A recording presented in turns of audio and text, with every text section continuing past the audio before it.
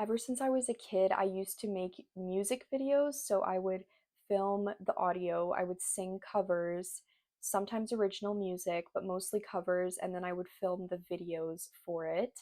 And this was like so amazing for me. It was so healing as a kid to do this. And so I just thought, why did I stop making videos? Like, I love doing this.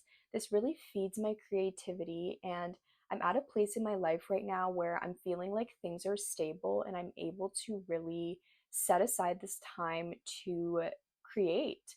And so, why not do it? It's a new year, it's a new me. I'm excited. So, hopefully, you will come along with me on this journey. I wanted to talk a little bit about the last year of my life, what I've been up to, and maybe it will resonate with you. So, I studied medical sciences for 4 years in university, and this program was basically like a pre med program. And my plan was to go to med school. Now, I had no idea why I wanted to go to med school. I just picked it as like my pathway when I was like 18, 19. And honestly, at the time when I was 18, 19, I didn't really care where I ended up. Like, I was not thinking about my career. I was not thinking about what was driving me. I was not thinking about what I wanted my day to day life to look like 5 to 10 years from that point.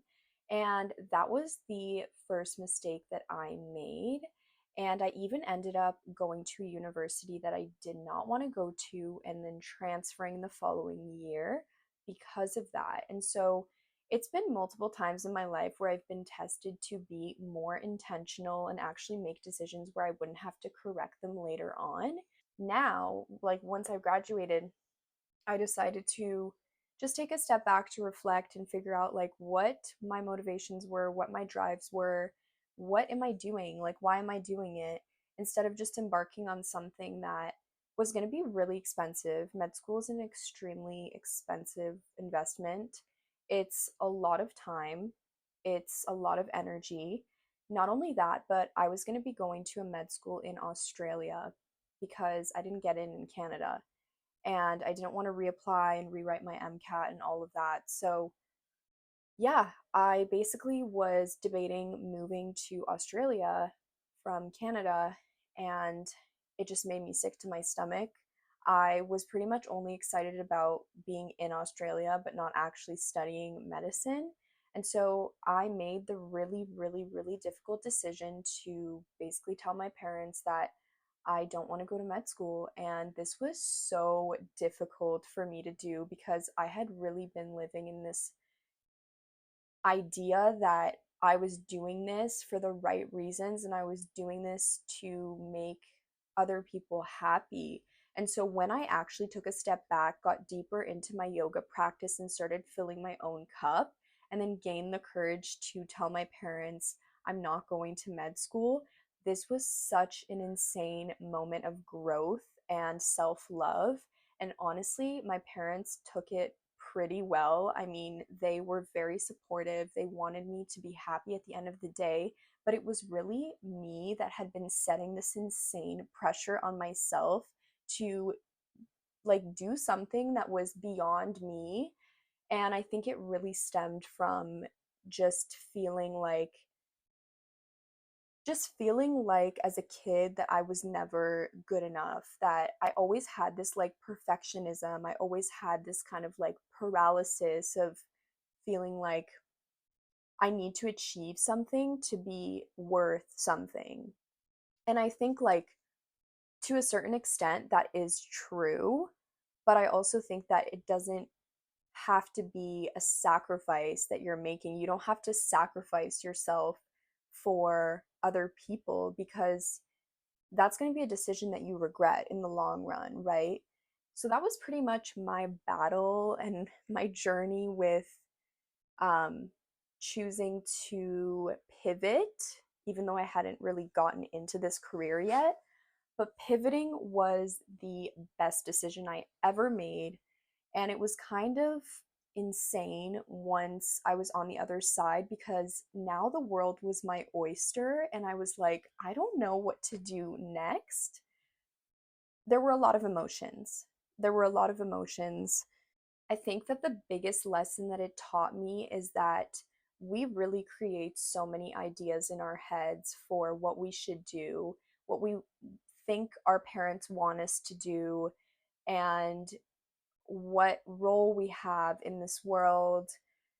But the truth is that we're the ones who create those ideas. We're the ones who set those pressures, and it a lot of it stems from our subconscious and the beliefs that we've programmed because of things that happened to us as kids, you know what I mean? And that was something that took me a long time to learn. And the biggest influence, I think, in terms of learning that for me was seeing people online talking about their experience choosing a career that wasn't actually what they wanted. One huge figure was Dr. Gabor Mate. He talked about how, so he's a physician, and he talked about how he regrets like having worked so hard, and he wishes he, had been more present in his children's lives and things like that.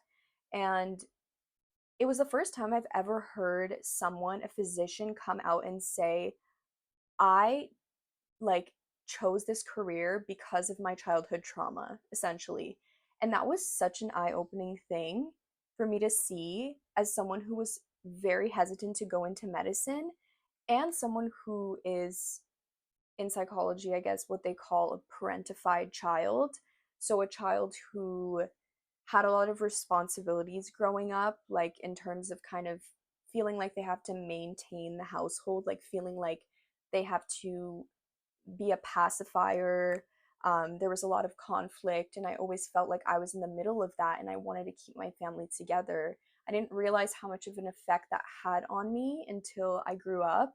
And suddenly I was like this person that just like couldn't, I was taking life so seriously, and I was like, I have to be a doctor, like I have to work these long hours and sacrifice this time with like my kids in the future. And I was essentially just gonna like be repeating some kind of cycle. Yeah, I think I snapped out of it once I started to literally just start to look inward. And a lot of that was thanks to my yoga practice. And it wasn't easy, but it was the best decision I ever made. And it was the best investment I ever made. Just spending these 6 months, essentially about 6 months, just practicing and eventually starting my teacher training and just reinventing myself, because at the end of the day, we can be whoever we want. We can wake up one day and decide we want to completely change our path, completely change our outlook on life. But the key to doing that in a sustainable way is really to discipline your mind. And that's a big reason why I want to start this community on YouTube and on Instagram, is to share some lessons on how to discipline your mind and why disciplining the mind is the best thing that you will do for yourself in 2025 and for the rest of your life, because you will start to become consistent in everything that you put your mind to.